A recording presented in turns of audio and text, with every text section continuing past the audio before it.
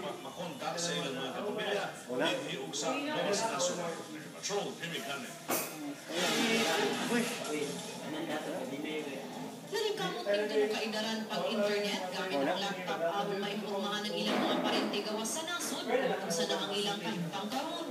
Libreng internet ang gihanyag sa usa ka mobile internet provider diha mismo sa evacuation center sa Cagayan de Oro. Gawas sa internet, makatawag pa kayo sa long distance na libre. We started kasi with libre tawag and we noticed that some of the calls were not taken. Maybe particularly yung mga OFW na hindi pa yung time zone with us. So we opted to augment it with a libre internet. Most of them, 100% I think in a day, Facebook. Oo, yun, Facebook. They posted pictures, they call for help, or leave messages sa mga relatives. Tungkol kay paspas kung walay limitasyon sa kubansang oras, madawat ang ilang mga mensahe, daghan og pipili nga mo gamit sa libreng internet o mga social networking sites din sa libreng internet station.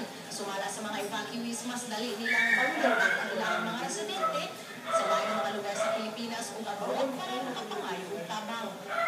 Ang 16 anyos nga si Angeli, gianod sa baha ang panimalay. Busa na ning kamot pagpangita sa mga paryente sa Manila o Cebu, ay pahibalo nga okay ra sila. Pinangutana sila nga, okay ba mi, naanod ba ang balay, nabay na makisang mga. Samtang sinong Jimmy taga Isla de Oro, usas pinakanagabihang dapit sa baha. Namatyan man mapasalamaton kini nga nakit-an og napalugong gihapon ng lawas sa usa ka tuig nga pag-umangkon, masahasaan Misamis Oriental na napalgan. Tungod sa libreng internet na himalan niini ang lokasyon sa namatay nga bata, dihang gipost sa Facebook ang mga hulagway sa mga napalgang lawas sa dapit. Gipangitan na mo diri sa Itiro Cagayan, dili wala na mo makita.